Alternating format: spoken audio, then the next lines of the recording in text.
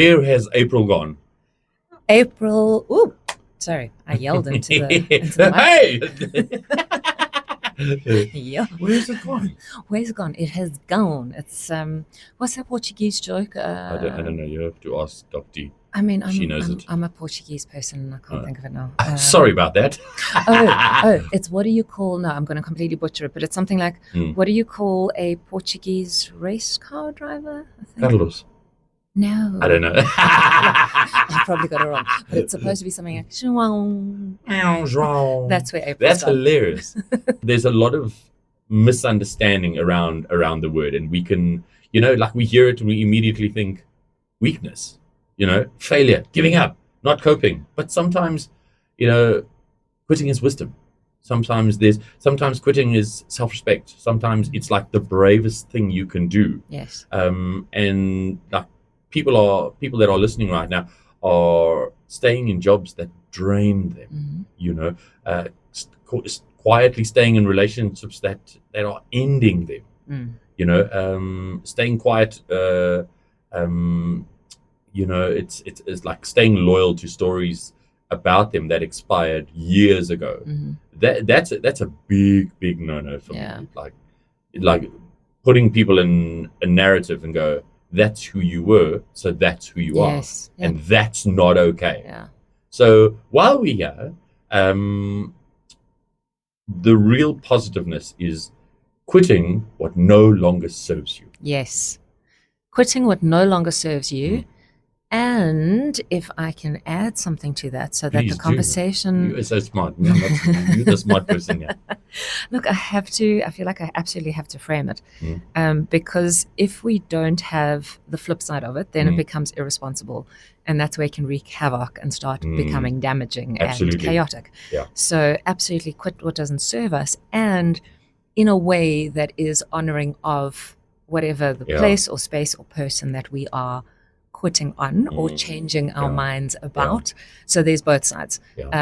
And actually another side as well is have we actually done the work ourselves, the inner work ourselves? Because is it something that we're quitting because we are running away from something? We don't feel like dealing with circumstances, we aren't taking ownership?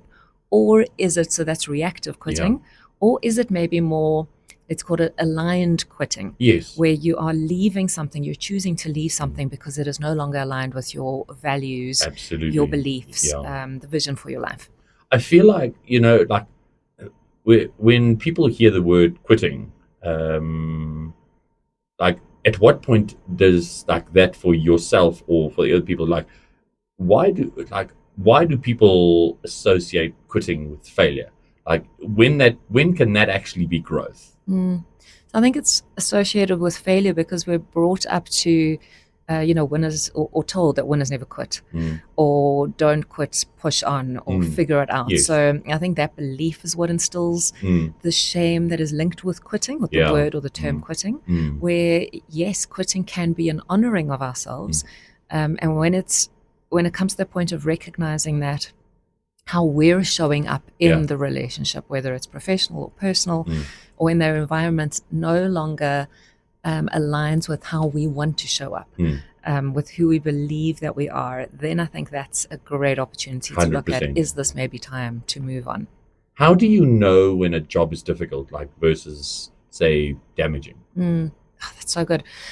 I mean, I've quit on many a job before in my life for different reasons. And what I've been thinking about, obviously in prepping for our conversation today, is when I was younger, I would leave one job into another one, but kind of into the same environment. It looked completely different, but the person that I was reporting to was actually similar. So I kept going from pattern to pattern. It looked different on the outside. The packaging was different. On the inside, same. Completely. And that's what was familiar to me. So I kept choosing, which is similar in relationships. That's what you feel like you deserve. And that we understand. So what we understand, even if it isn't great for us, there's safety in the knowing. Absolutely. Rather the devil you know than the devil you don't. Exactly. So many times with jobs, when we look at, is it actually the job? So whether it's the roles, the responsibilities, how you're being treated, and also what you're tolerating and accepting, Or is it that you actually aren't aligned with the values of the organization Yes, of course. or the person that you're working with? Because as adults, we need to all learn to play in the sandpit together. 100%. Says who? I'm joking. Says you and me. We've just had a discussion off air about how different we are in some ways. But look how well we play together. Yeah, you see, we play nicely. I mean, I experienced something relatively similar when I went to go and work overseas. When I went to the Netherlands for 5 years, very, very incredible opportunity, DJ opportunity. I lived in Amsterdam for 5 years. Oh wow! And people always said people said you're running away, and people's like, and there were so many people that said, you know what, you're so lucky. You're so lucky to be going overseas and going to do your thing. Let me just tell you something about people. Like, I don't blame people who get up and want to leave. I don't, because like if you emigrate, there's obviously a problem. Yes. Well, there's a problem inside you, or within whatever your mitigating circumstances are. But people forget that the grass is not always greener on the other side. Yeah. Well, there's that great saying that wherever you go with. So if you are running away from something, and maybe, like you said, maybe there is something wrong with the place, or it could be your mindset or your perceptions or perspective. But wherever you go, and that's why the grass isn't always greener, because you take your thoughts, your beliefs, your perspectives, your mindset with you everywhere you go. And that's why if you are leaving from something, going away from, so the reactive quitting, that's where it takes, or the onus is on us to really look at, well, is it a pattern that we're choosing? How are we responding or not responding? And how are we reacting to what's going on? Where we're giving up, we're not trying different ways, we're not owning the way that we show up. Therefore, of course, if we're always going to show up in a certain way, it's natural that things are always going to 100%. play out in a certain way. And it needs to play out in the way that you are familiar with. Yes, we'll almost manipulate it subconsciously. 100%. And then we'll start, so let's look at in a relationship. I mean, it happens all the time, where the one partner decides that they want to quit, they want to leave, for whatever reason. But if they aren't willing to do the work for themselves, they are going to look for reasons to blame their partner as to why things aren't happening. And they're just going to repeat that cycle every single time, where it always becomes the other person's fault. Yeah. How can you tell if someone how can someone tell if they're in a committed relationship? Like if they're committed in a relationship, or they're simply trapped in it? Wow, that's good. Really good, Paulie. So I think that's great.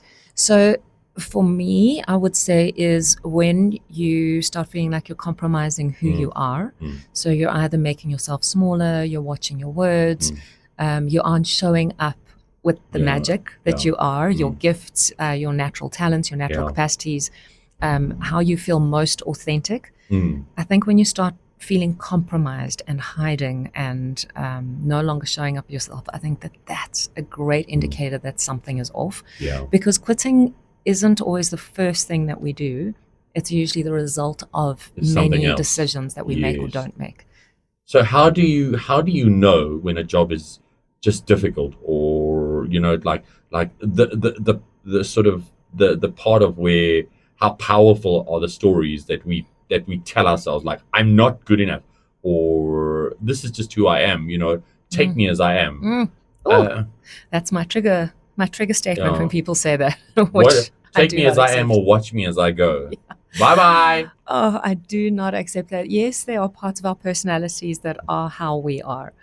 But there's so much that we have accepted as true and real as a cop-out of having to own our the way that we show up, owning our behaviors and how we make other people feel. So for me, that's where it becomes a cop-out of, this is just how I am accepted. Got you. Yes, sometimes people are, let's say, true extroverts. Putting them behind the scenes where they aren't dealing with, where they aren't people-facing is not going to work for them, because yes, that's who they are naturally. But if it's an excuse for bad behavior, that's where it's not the job so much as how you're showing up. So if you're going to leave because, well, they don't accept me for who I am, yes, you could be in the wrong position. Why must I stay? Absolutely. And sometimes it's, that I won't say the saying completely, but it's fit in or fly away, I guess. Fly away. Exactly. Fly off. Fly off. Beep, beep. We need to. I keep telling Mervyn that we need a button in the studio. That would be fun. Yeah. Can we have a button, please, Mervyn? Yeah. If you're listening. Mervyn is coming just now, so I'm sure he'll give us a button. Great. More with you in a moment. We're going to take a little musical break and dance on the table. Ooh. The table looks very unstable today. Yeah, I don't know so much. I don't know about the dancing. When we come back, we're going to talk about guilt and how leaving something unhealthy could not only be the best decision of your life, it probably could save your life. But we'll do that in just a moment. So are you ready to dance? Yes, okay, I'm ready to begin. You're funny. 919. Talking about quitting and how it's a lot of different dynamics to it. Hey? It's really just, and I thought, like, you know what, I've had enough, I'm out. Yes. But what drives that? That's that's sort of how I'm looking at it now. You know, how does someone move through guilt when leaving something unhealthy? That's great. I think so there's a few things there. If you have done the work, so you've asked the questions, you have taken your own accountability for the situation without just pushing blame onto the other person or the situation, whatever that is. You have explored ways to remedy whatever you can. And if you've come to the point where there actually is no remedying, because maybe there's just nothing to fix, maybe we're just no longer aligned in the work we're doing or the relationship that we're co-creating. If you've gone through all of that and then you also choose to show up in a way that has integrity. So this is what's going to require courage, you know, because it's happened to me before. So this is something that hits home really hard. Is, you know, someone left, chose something else, which is all fine and well, but it was the way that it was done that was cruel. And there's a way where I always say we can do things in a way that doesn't hurt the other person, doesn't implode their world. And that takes courage versus you can choose for you, doesn't mean you need to choose against someone else. So I think that's where the guilt and the shame doesn't need to be there, because I know that I've spoken through this with you. We've explored options as to can this work? And if not, why not? We've both come to a conclusion where, okay, this actually isn't the best for us, again, personally or professionally. And now let's choose to part ways. And how we're going to do it is in an honoring way. When you do that, there's no room for guilt and shame. No, there isn't. If you know, when somebody breaks up with you, we're all unreasonable people, completely. For those first few hours, the first few days, the first few weeks, we are completely unreasonable. Yeah, when we're in fight and flight and hurting or angry or confused. And it's this thing of, you know, we would be, and I say this cliched as, we would be better off as friends. Like, don't antagonize me. Oh, that was it's so patronizing. Well, yes. It's very patronizing.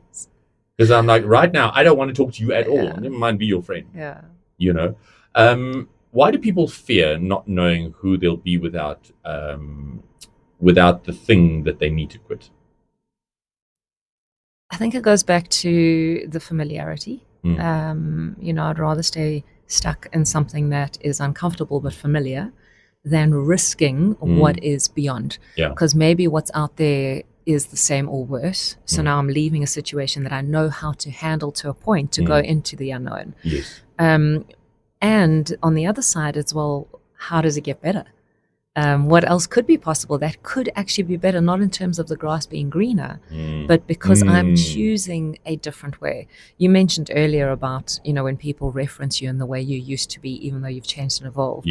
So sometimes a new beginning or a new start does offer you that opportunity to almost wipe the slate clean so that people aren't referencing old patterns and versions if you are committed to actually consciously changing those patterns. But don't you feel like that opens the door for other people to either say, I accept this change, or you'll always be the same person?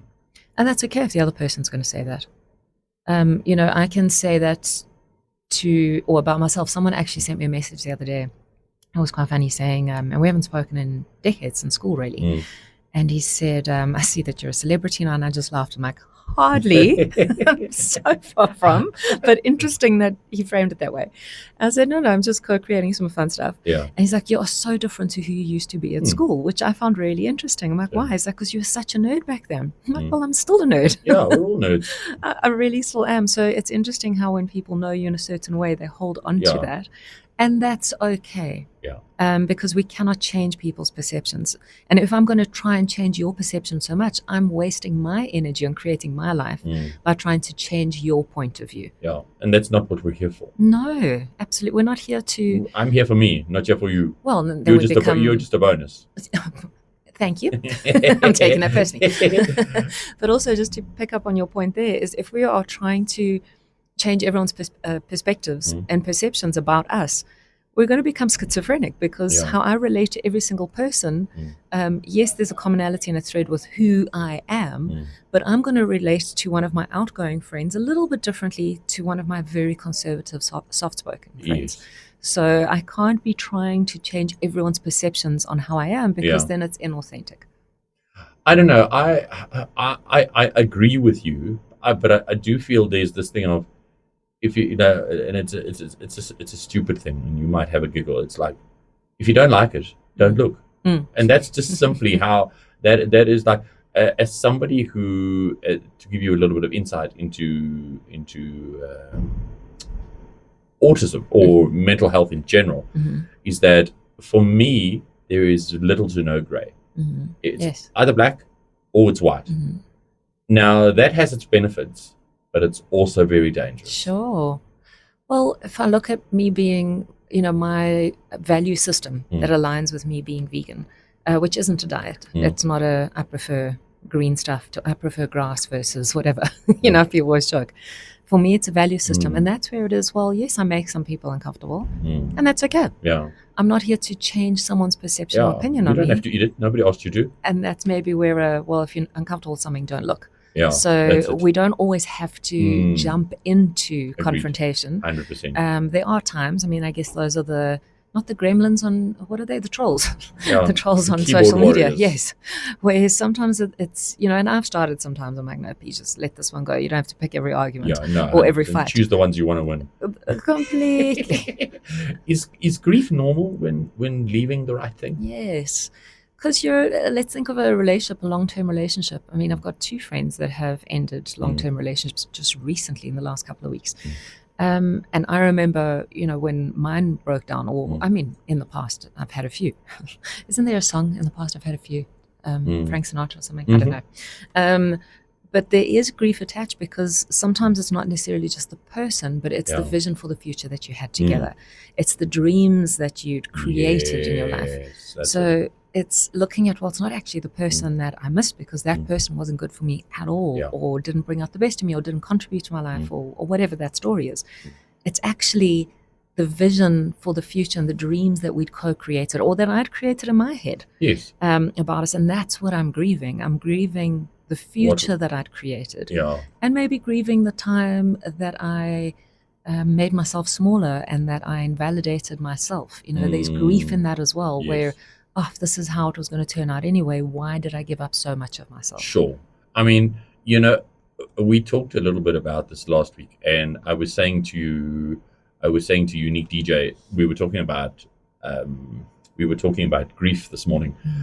And this thing that we chatted about very briefly last week, of Jimmy Carr, the funniest dude on the face of the planet. The guy's dark, but he's funny. Yes. And he likes to get heckled.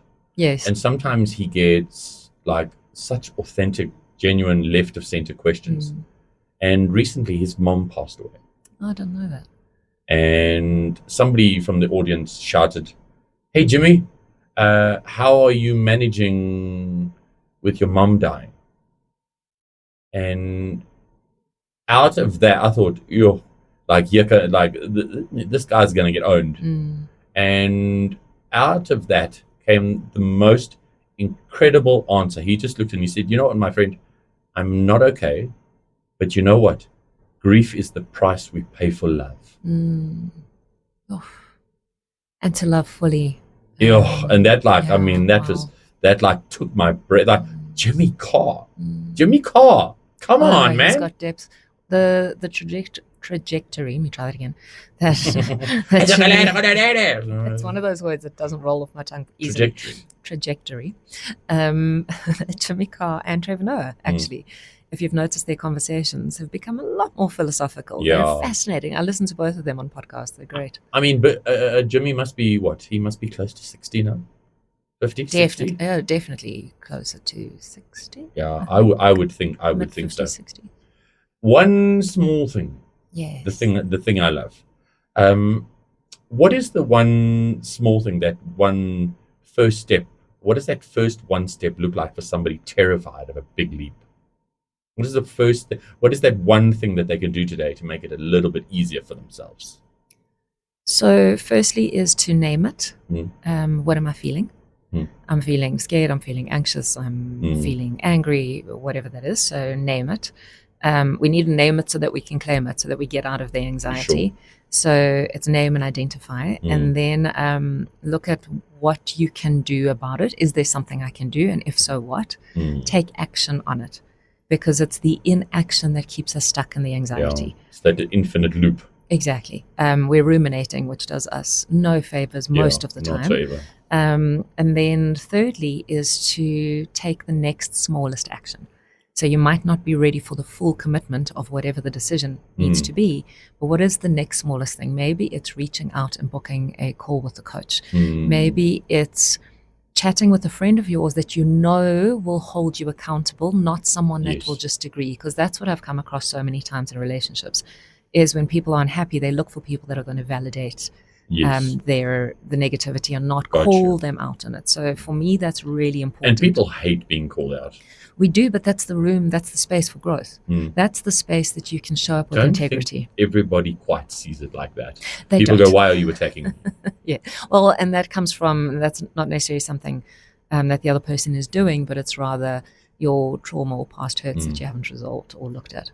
Naming and ownership. I like it. I like that. If we want to watch the videos, because I saw you were taking extra special care today, and I was watching the video, and I make a point. I don't spend a lot of time, as I told you last week. Somebody also said to me, like, Holly, what kind of music do you listen to when you're at home?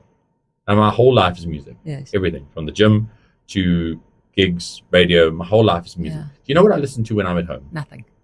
Fantastic. Well, your brain needs to unplug. And so, anyway, the point of where I was going with that is that if we want to watch your videos, find you, talk to you, where do we go? Thank you. So our conversation today will be uploaded on my YouTube channel. That's Petra Laranjo, Laranjo. And then if you want to reach out to me, get a free downloadable sample copy of my book. It's good. Thank you. It's you know what, it's such an easy read for anyone that's wanting a quick little bit of inspo. You know, I chatted with over 30 phenomenal humans. I hadn't met you yet, so you're not in the book. Okay. But 30 phenomenal visionaries in business. It's in the works. It's in the works. I think there's a book 2 and 3. But it really speaks with some global visionaries on how, when they started living on purpose, intentionally, making different decisions, how their lives have just expanded. So it's a really lovely gift to yourself or someone else as well. So social media, Facebook, Instagram, LinkedIn is all Petra Laranjo, LARANJO.com. Thank you. Gotcha. I had a question which I realized I'd forgotten. It was one for me. Yes. How, for somebody listening today, how do they know if something doesn't serve them anymore? If it doesn't bring you inherent joy, so not feelings of fleeting happiness, but if there's a constant dull, and again, it might not necessarily mean leaving whatever it is. Maybe whatever it is just needs to change or look different. I was going to say, make the change. Exactly. So again, personally or professionally, sometimes things aren't working out and we get stuck in a rut. Yeah. So maybe we just need to get unstuck and communicate that with whoever is around us that is pertinent to that relationship, going forward in a different way. So I think it's, where are you feeling the frustration, the discomfort? Work on that. Yes, work on that. I mean, Gotcha. it's, so many people say, the Sunday blues because they don't want to go into work on Monday. And apparently, I mean, we know that stats aren't always accurate, but somewhere between 84 to 94% of people don't enjoy their jobs. So is it the job, or is it the mindset, or is it the pattern that they've accepted? 100%. So Somebody before else you go taught quit, them that. yes, You don't get to enjoy Mondays. yes, it's a conditioning, and because everyone says that, it's the You same. kind of start believing it. Well, I love it. I I also cannot love wait. Mondays. Mind you, working for myself, it's a 7-day. There's no real stop. At the gym, we've got a shirt that says, it's a sleeveless shirt. The girls, and you have to wear it on a Monday, and it says "Happy effing Monday." That's awesome. Yes, let's reframe Mondays. Yeah, let's not. Mondays have got. No, I Mondays mean got we such can, a bad but no, we rap. can't say the swear word though. Oh no. Let's just reframe Mondays. Let's make Mondays joyful and happy. That's hilarious, friend. Thank you very much. Always inspiring to chat with you. Particularly these last few weeks have really sort of hit home for me. So, amazing. Awesome. Love and appreciate you madly. Thank you. What are we chatting about next week? We got like 30 seconds before we got to get to the news. Putting him on the spot. I think people just have to tune in and see where we're going with it. And actually, if someone has something that has come up for them today or recently, then send you a message or WhatsApp, and then we can see where the questions are. Done deal. To find everything, petralaranjo.com. Thank you, my friend. We'll chat next week. Thank you, Polly. Bye.